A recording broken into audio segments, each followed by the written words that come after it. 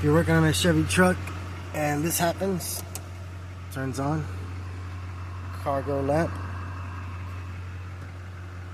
turns off, and it's off. This is what fuse it is. Should be this one right here. There's where the fuse is. Let's see what's that. Swap it out.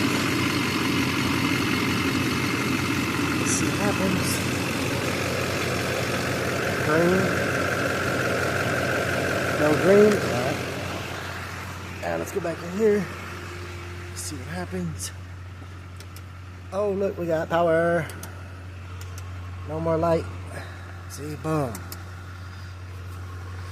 That's your fix. They were talking about it's in here. Nope, not in there. It's over here. It's gonna be this fuse right there. This one right there. Right there. 15 amp.